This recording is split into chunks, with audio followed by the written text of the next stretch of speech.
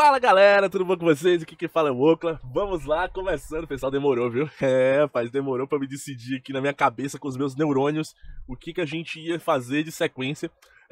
Porque tem muito assunto, pessoal, que a gente precisa organizar e tudo mais. Então a gente vai começar uma série falando exatamente sobre servidor web.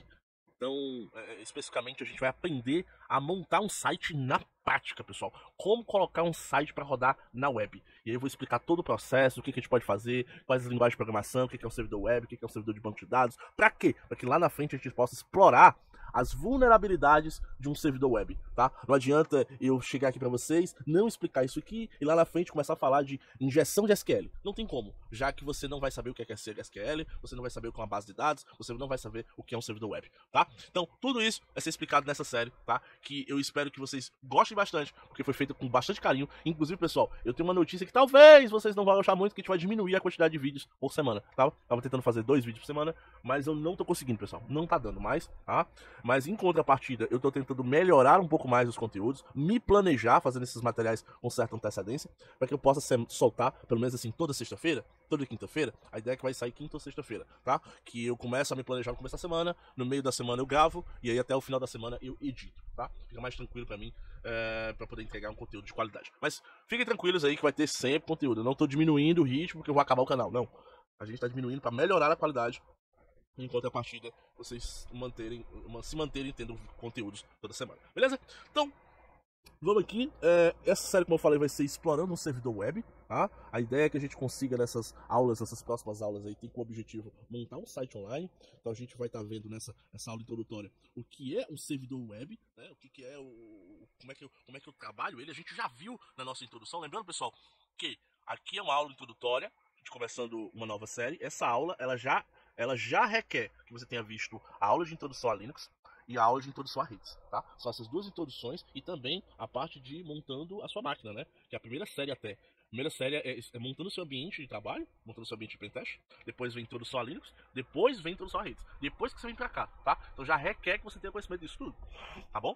E agora vem a pergunta, o que é um servidor web, né? A gente já viu nas aulas passadas exatamente sobre esse servidor web, que ele é um serviço que roda na porta 80, e esse serviço, por rodar na porta 80, ele me dispõe algumas páginas, e ele é o princípio, pessoal, de quando você monta um site. Então todo site na web que está hoje publicado, ele está utilizando um serviço de um servidor web. Então ele utiliza um serviço que está sendo utilizado na web, e ele geralmente trabalha com a porta 80, tá? Quando não existe criptografia, a gente vai estar vendo também esses detalhes, de como esses dados trafegam sem criptografia, e quais os riscos, né, também de a gente utilizar isso, e como trabalhar com criptografia e o que ele protege no final das contas. Porque às vezes as pessoas acham que colocar um certificado SSL no site está protegendo o site de todo tipo de ataque, e não é verdade. Tá? E aí você me pergunta, tá, beleza, mas o que é um servidor web? Quais os tipos de servidor web existentes hoje no mercado? Esse aqui, pessoal, são os 4 principais, tá? Eu posso até dizer que tem outros aí que a gente pode montar, mas são muito nichados, ou às vezes são ligados a uma linguagem de programação, como é o caso do Node.js. Eu posso criar um servidor web através de Node, de Python, mas não é uma coisa mundialmente conhecida, sabe? O Apache, o Nginx, né? E o Microsoft ISS, esses 3 aqui talvez sejam os mais conhecidos hoje, que a gente encontra mais opções no mercado, tá bom? E o mais abrangente, o mais conhecido, o pai de todos é o Apache, tá? O que é o Apache? O Apache essa é a logo dele. Então, ele é um servidor web, Apache é conhecido por sua confiança, segurança e capacidade de lidar com grande quantidade de dados. Então, pessoal, em questão de compatibilidade, vocês vão perceber que boa parte das aplicações, elas são feitas em Apache, tá? E o Apache é o único que tem capacidade de rodar aquela configuração com 100% de funcionalidade, tá? Existem outros tipos de serviços, de servidores web, que vieram, cada uma com uma característica diferente, né? O Nginx, ele veio com a proposta de ser mais rápido do que o Apache, só que em contrapartida, não necessariamente uma aplicação que foi feita para rodar no Apache vai rodar no Nginx. Tá? Então ele tem determinadas características. Por exemplo, vou dar um exemplo aqui. O Apache ele tem um arquivo que você define algumas regras de direcionamento, como regras de segurança, que é o HT-Access. Tá? Esse HT-Access ele não funciona no Nginx. Tá? Então você perde, às vezes a aplicação ela não funciona, porque essas regras de redirecionamento não são reconhecidas. Aí você tem que fazer um ajuste lá no arquivo de configuração de NX para tentar fazer com que ele funcione corretamente. Então assim, tem um trabalho de adaptação muito maior e em questão de, se você for parar para analisar compatibilidade, é melhor você utilizar o Apache. Caso você realmente queira desempenho, aí você vai ter que realmente estudar um pouco mais ali a documentação do NX para poder fazer as adaptações necessárias para que ele funcione, tá? Mas ele é muito usado também aqui como proxy reverso, né?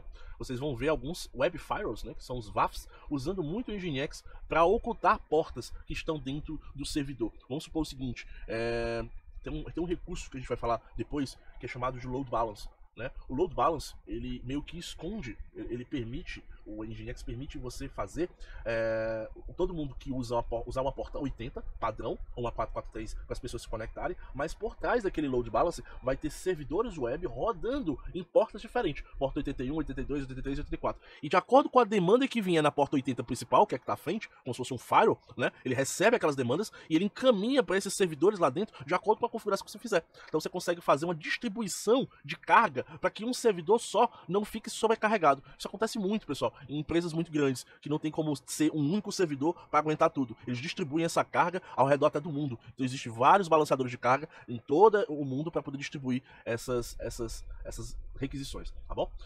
Voltando aqui um pouco mais, eu tenho o Microsoft SS, que como o próprio nome já diz, é da Microsoft. Ele roda uma linguagem específica, né? Ele consegue rodar outras linguagens, mas por padrão ele já roda ASP.NET, que é uma linguagem de programação da Microsoft, é uma linguagem web da Microsoft. Geralmente aqui a gente está trabalhando pelo menos o Apache, eu já trabalhei muito com o PHP, mas você também pode trabalhar com outras linguagens aí, tipo de programação de servidor, programação de back-end, né, que a gente chama, aqui no ISS também. Tem que fazer, como eu falei, tem que fazer sempre seus ajustes, tá? Mas padrãozão é o ASP.NET, que é da Microsoft, beleza? O Lightspeed, ele é o cara que, digamos assim, que tem maior compatibilidade com o Apache. Ele também veio com a proposta de ser um pouco mais eficiente com o Apache, já que o Apache já está aí há alguns anos, então ele é um cara mais novo, tá? Já utilizei bastante o Lightspeed, tá?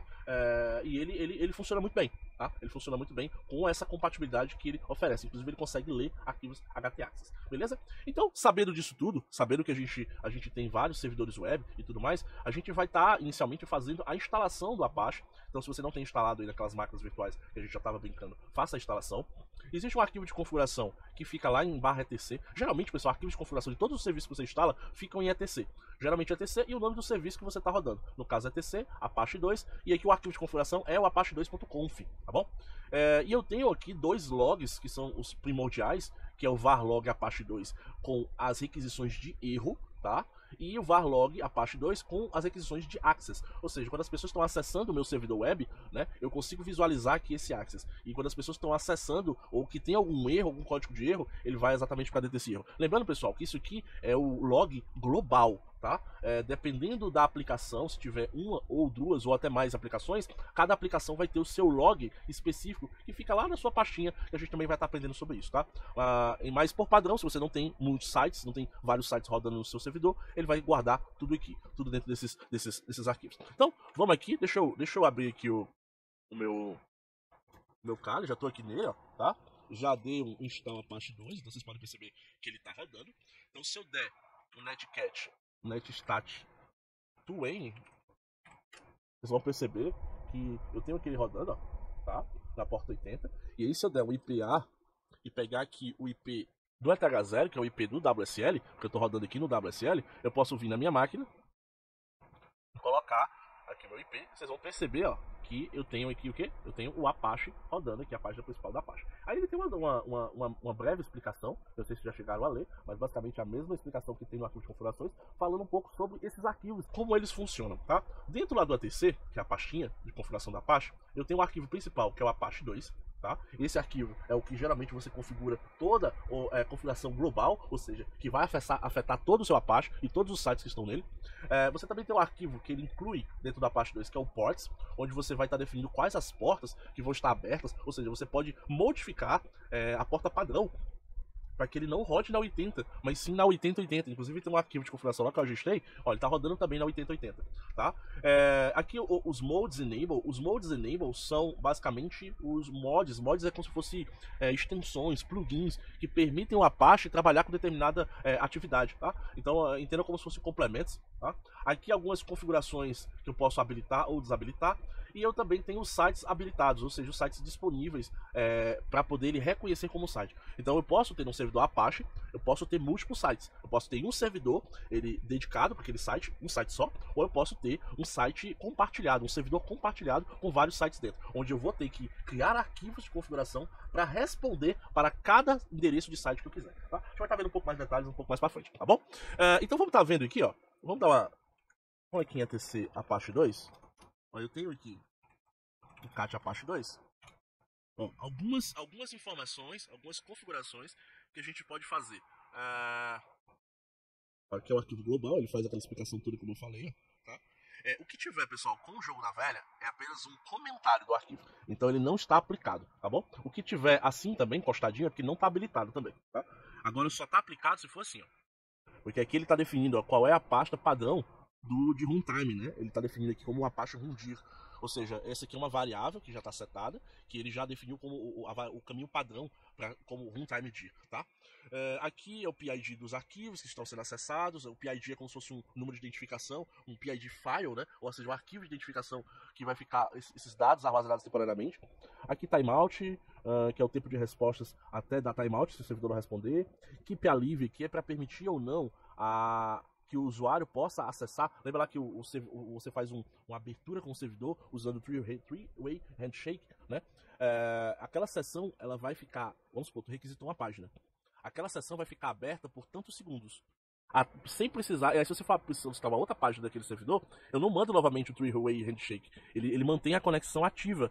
Certo? Que eu posso mandar tantas solicitações quiser de web para aquela conexão que já está ativa. Depois de um tempo de inatividade, aí ele simplesmente fecha a conexão automaticamente. Ou seja, aqui o timeout ó, é de 5 segundos, né? E aqui é o máximo de requests que ele pode aguentar ativos por solicitação, ou seja, ele pode aguentar até 100 solicitações de página, que aqui já é um valor muito alto, sabe?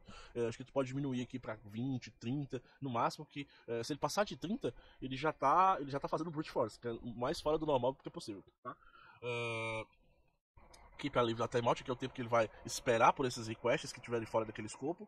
E aqui, ó, aqui o usuário padrão que ele vai usar, né, para poder rodar essa aplicação, toda aplicação, na verdade, ele roda em cima de um usuário de um grupo, tá? Então aqui ele vai usar dentro do, se eu não me engano, é o... Agora deixa eu ver aqui, só um minutinho. cat /etc pswd. Ó, ele vai usar em cima do... Cara, se não me engano, era em cima do... Aqui, ó, em cima do www.data.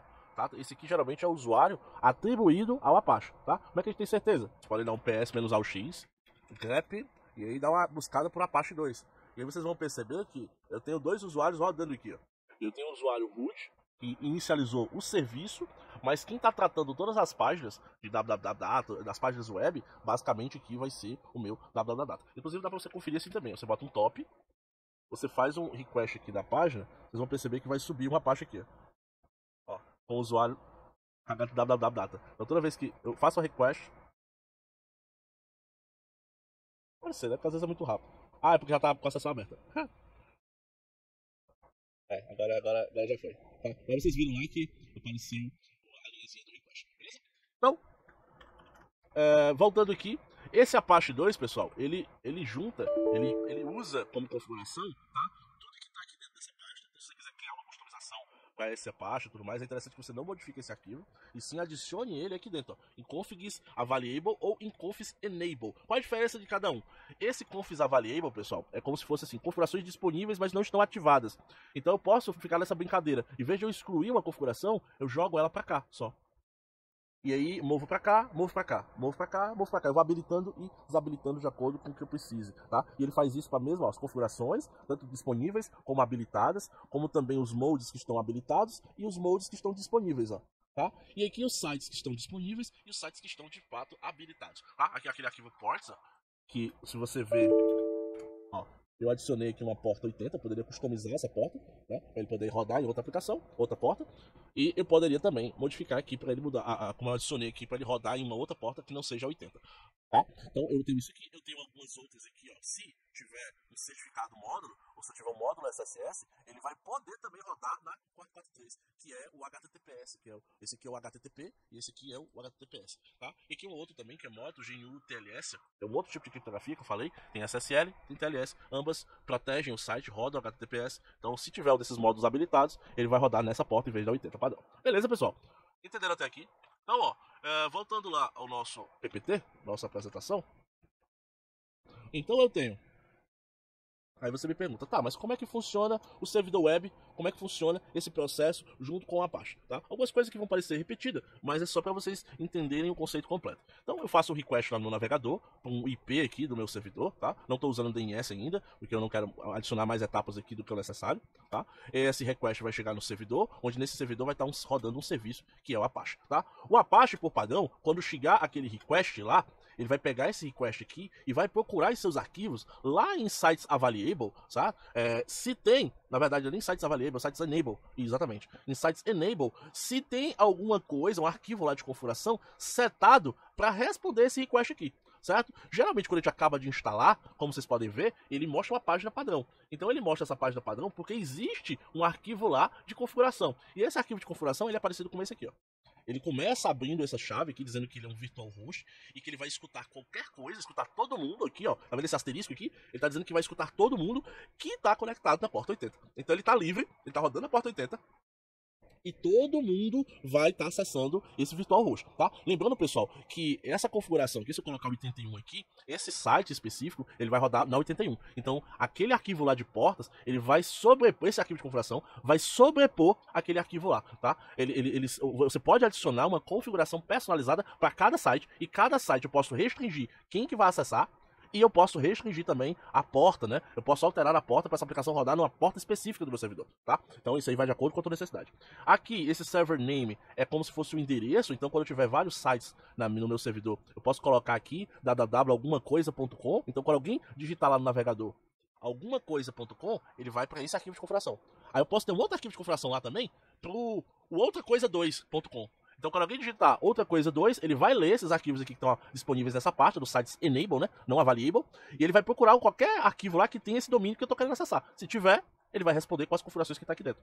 E aqui, pessoal, eu vou ter o serve admin, que é como se fosse um e-mail que o Apache usa, né, para guardar esses requests. Dá para você direcionar isso aqui também para um local externo, para você poder ter o controle disso num local centralizado. E ele também vai dizer o documento root. O que é o documento root? Pessoal, o documento root é o local onde ele vai procurar no servidor os arquivos web, os arquivos do site. Tá? E depois que ele encontrar esse documento root, ele vai atrás, dentro dessa pasta, de um arquivo chamado index. Tá? O index é o arquivo principal da máquina. Toda aplicação geralmente trabalha com index. Tá? Ou é index HTML, ou é index PHP, ou outras configurações que você pode setar, mas geralmente, por padrão, né, na grande maioria das aplicações, ele procura, se isso não for modificado, claro, ele procura pelo arquivo index. Alguma coisa, tá bom? O index HTML também pode acontecer, tá bom? E o que é esse HTML, Ocla? O que você está falando? O que seria esse HTML? Esse HTML é uma extensão de uma linguagem de marcação de dados, pessoal. Essa linguagem de marcação é uma linguagem que permite você criar páginas web. Então, todo site que você faz, que você utiliza, que você acessa, você utiliza de um pouco de HTML. Nem que seja um pouco, tá? Por quê? Porque é ele que constrói a aplicação. É como se fosse um esqueleto, tá? Vocês vão encontrar muita gente falando assim: ah, mas eu sou desenvolvedor front-end. O que é um desenvolvedor front-end? É um cara que trabalha com a linguagem de marcação. Mas só lembrando que não é uma linguagem de programação, tá? Isso aqui não é programação, mesmo que pareça. Isso aqui é uma linguagem de marcação. É uma linguagem estruturada para você criar determinadas áreas do site que você pode, como eu falei, o HTML é o esqueleto. Aí vocês vão encontrar pessoas falando também sobre o CSS, que é o que aplica o visual bonitinho ao esqueleto. Ou seja, ele vai dizer qual é a fonte que vai ser usada aqui dentro, ele vai dizer qual é a cor que vai ter esse título, ou nesse H2, qual é o tamanho que vai aparecer, enfim, todas essas características, ou seja, tudo isso aqui que você está vendo aqui, ó, tá vendo? Vocês estão vendo que isso aqui ó, tá com a cor, tá centralizado, aqui tem uma imagem, aqui tem um título, esse título tá escuro, esse fundo branco. Então tudo isso aí, pessoal, é definido pelo CSS. Mas para poder eu aplicar o CSS, eu preciso ter o elemento HTML.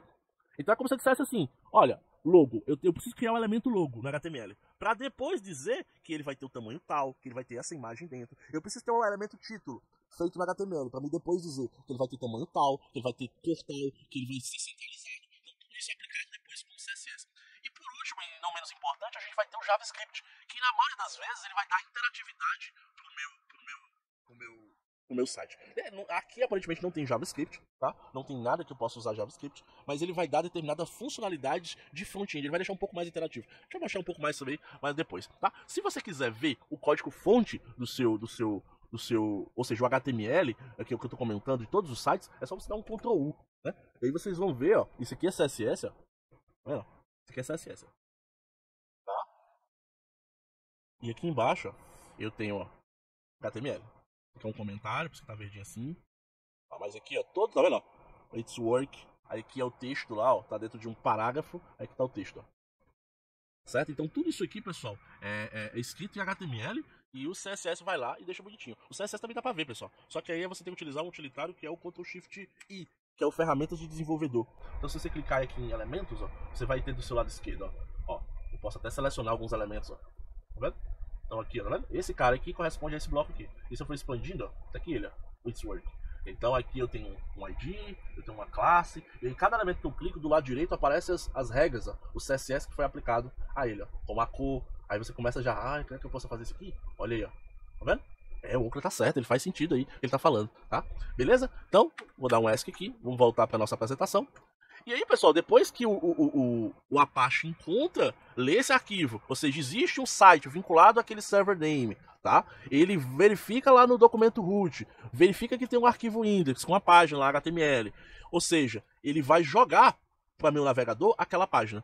Só que, de acordo com que se ele encontrou ou não esse arquivo index, ou se ele não encontrou talvez o endereço, ou esse arquivo está com problema, ou aqui essa página está com algum erro de programação, alguma coisa desse tipo, esse servidor ele vai devolver status de erros.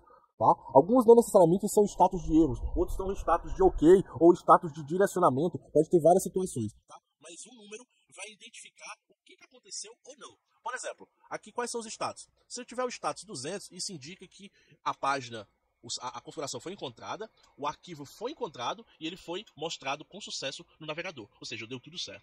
Se ele encontrou o status 301, é porque aquela página que ele está tentando acessar, que é essa aqui, foi aqui dentro, né? Pode ser aqui dentro ou pode ser uma configuração do servidor, está direcionando ele para outra página, que aquela outra página vai ser tratada de novo como um novo request. Então ele vai ser novamente tratado. Então se você vê esse 301, é porque foi feito um novo direcionamento. Ele vai solicitar uma nova página com um endereço diferente. Por exemplo, poderia acontecer o seguinte. Ele veio para cá, solicitou o index.html. Aí ele chegou, teve um direcionamento lá. Ele direcionou para o home.html. Aí o home.html vai ser lido aqui de novo. Ele vai verificar se existe esse home. Pode ser outra estrutura de página, tá? Ou até ele direcionar para outro site, que não tem nada a ver, tá? Isso pode acontecer várias situações desse tipo. Aqui, ó, o bad request é quando indica que a solicitação enviada do cliente é inválida. Ou seja, eu mandei uma solicitação. Isso acontece muito aqui quando você vai, por exemplo, quer fazer um teste de invasão numa aplicação e essa aplicação, você está tentando métodos de tentativa inválidos. Ele retorna bastante o 400. O 401, que é unauthorized, certo? Como o próprio já diz, ele está dizendo que você não tem autorização para poder acessar aquele recurso, aquela página. Ela tem alguma proteção, tá? Em nível de servidor. O 403 é quando a página que você está querendo acessar, ela está bloqueada. Ela está com permissões. Você configurou lá no servidor uma permissão para apenas o usuário root acessar. E você sabe que, como a gente já viu, que o usuário que vai acessar a página é o www.data. Então todas as arquivos que tem lá dentro, eles precisam estar com esse usuário. Então se não tiver, não vai funcionar também, tá? Então ele vai dar esses 403. 404, ou not found, é quando ele não encontra, ou seja, ele vai atrás desse arquivo index aqui e ele não existe. E aí ele dá esses 404. E por fim, mas não menos importante, é o erro 500, que indica que um erro ocorreu dentro do servidor. Ou alguma configuração errada, ou algum request aqui que está dando erro, alguma coisa desse tipo na linguagem de programação, ele pode dar esse erro 500. Tá? Então, como vocês podem ver, todos esses status aqui, de acordo com o que a gente solicita, ele retorna para o usuário, para dizer o que aconteceu. Ele não deixa o usuário sem nenhuma resposta, beleza? E aí, para confirmar isso, pessoal, eu posso abrir novamente a página aqui do servidor. Só que agora eu vou na parte de rede aqui, ó. Vou até deixar essa janelinha aqui. Deixa eu ver aqui. Onde é que eu. Aqui, ó. Deixar ela solta, tá vendo? Aí aqui eu tenho as requisições, ele tá gravando nesse momento, ó. Tá? E aí eu vou dar um F5 aqui, ó. Show. E aí eu vou ter os status, ó. Vocês podem perceber que eu tenho aqui, ó, o HTML puro. O request foi feito um request do tipo GET. Lembra lá que a gente falou dos requests? Ele fez uma solicitação para receber um dado do servidor, tá? Esse request foi feito para essa URL aqui. que foi lida lá pelo Apache, ele encontrou um arquivo lá no var www.html, a gente vai já ver também, tá? E que ele deu a resposta. E dentro do estado da resposta tem o status da resposta também, que é aqui, ó, deixa eu mostrar aqui, resposta. Aqui eu acho que foi o que ele mostrou de fato ser um cabeçalho, mas aqui seria a resposta. Deixa eu ver se eu acho aqui pra vocês.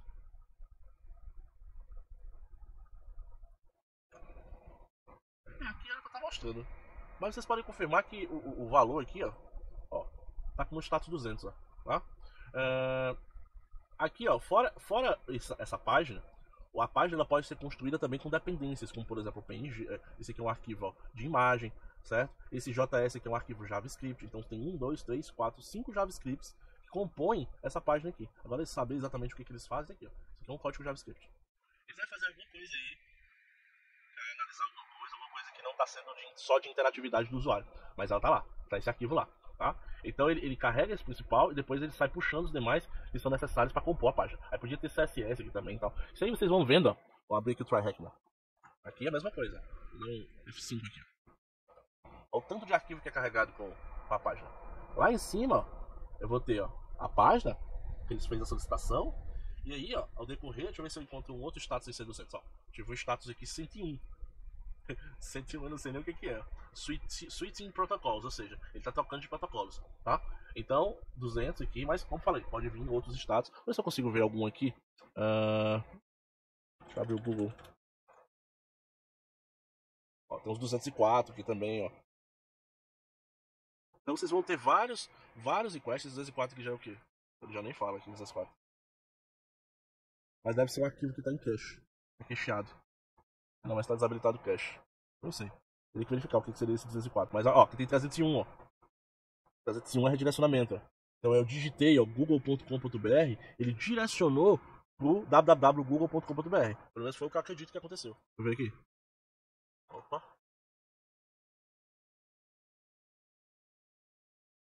Ó, aqui já é um IPv6, ó. Na porta 80. Ó, ele foi movido permanentemente, ó. Ele veio pra cá e foi movido pra cá, ó. A gente vai estar falando um pouco mais sobre esses pontos mais pra frente, tá? Mas a ideia é que vocês entendam como funciona esse processo, tá? De sites, configuração e tudo mais. E aqui, ó, pessoal, vocês podem ver que eu tenho, por fim, ó, a pasta com o arquivo index, tá? Se eu apagar ou mover esse aqui, eu vou mover esse index para home.html. Olha o que vai acontecer quando eu tentar acessar aqui. Tá vendo? Ele mostrou, teoricamente, o index off. Ele dá até 200 porque ele não tá puxando o arquivo 404. Mas esse 200 aqui é porque ele está com o index off habilitado. A gente pode desabilitar também esse index off. Essa visualização aqui de conteúdo de baixo aqui por padrão é uma coisa insegura de se ter, beleza? Mas pessoal, vamos com calma. Vamos vendo como é que a gente vai fazer esse processo, tá? O processo é super tranquilo. Eu só espero que vocês tenham gostado. É a nossa primeira interação. Na próxima aula a gente vai montar uma página em HTML. Já vai começar a falar um pouco sobre PHP, como funciona o PHP, tá? Para mostrar a nossa primeira aplicação e como talvez assim já começar a entrar no processo de conexão com o banco, já fazendo alguns ajustes no Apache, fazendo configurações de sites distintos, para que você possa entender como é que funciona essas configurações aqui do Apache, beleza? Então, valeu pessoal, até mais e tchau, tchau.